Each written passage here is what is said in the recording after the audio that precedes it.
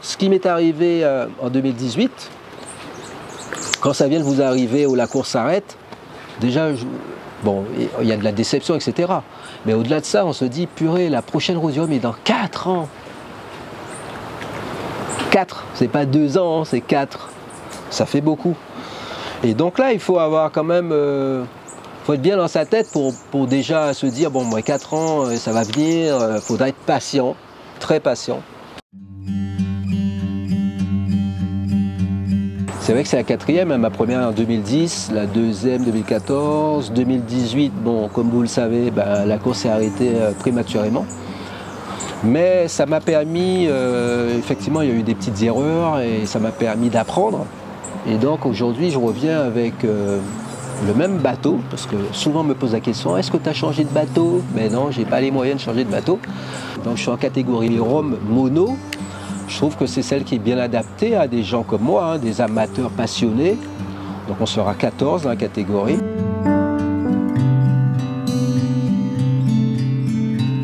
Et donc le bateau, il a subi un bon chantier où on a pris le temps pendant 2 ans. Parce qu'il y avait des réparations à faire, mais aussi des améliorations. Et donc aujourd'hui, j'ai quasiment tout ce que je souhaitais qu'il ait en termes d'équipement. Et donc il est basé à Lorient, qui est à Nével, et donc je fais beaucoup de navigation maintenant. Mon bateau, c'est un monocoque, donc de 50 pieds, donc il fait 15 mètres de long, 4,70 m de large. C'est une bonne mobilette. Mon bateau n'a pas de foil, hein, mais voilà, c'est pas une Formule 1 des mers, mais c'est un bateau qui marche bien et j'aime bien ce terme.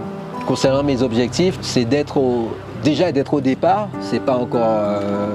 Pour l'instant, je suis inscrit, c'est bien. Et bien sûr, être au départ, donc le 6 novembre, j'espère, et être à l'arrivée en Guadeloupe et me faire plaisir cette fois-ci. Parce qu'en fait, c'est tout le dilemme de cette course. Il ne faut pas croire que c'est prendre un bateau et aller sur l'eau et traverser. C'est toute la partie en amont qui prend beaucoup d'énergie.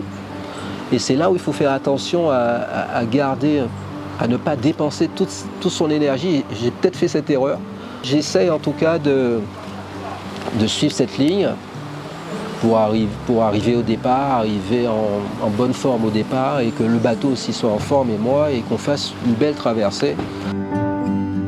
Mes débuts à la voile, hein, c'était par là-bas, juste à côté de la Bouée Rouge. C'était l'école de voile de Pointe-à-Pitre, donc c'était l'école de la mairie. C'était une école accessible à tous, et d'ailleurs tous les milieux y étaient. Donc c'était donc des petits bateaux, hein. J'étais en 420, c'est un dériveur, on est 2 dessus, plutôt pour les jeunes. On allait jusqu'à Gosier, jusqu'à l'extérieur. Alors parfois on naviguait qu'à l'intérieur, et c'était vachement intéressant parce qu'avec les tours qui étaient là, Gaba, les différents immeubles, le vent variait beaucoup et il fallait être malin. Après mes 10 ans passés en métropole pour les études et le travail, les premières années de travail, l'école de voile a été rasée par le cyclone Hugo. Je reviens en Guadeloupe et je découvre la voile traditionnelle. Et après, avec un ami, frère d'enfance, qui est Robert Berdier, il avait son canot en tant que patron, moi aussi en tant que patron. Et on mettait à l'eau juste derrière vous pour qu'on s'entraîne souvent le week-end, quoi. Donc voilà, un peu ça. C'est, je pense, un bel endroit qui rappelle beaucoup de choses de ma vie.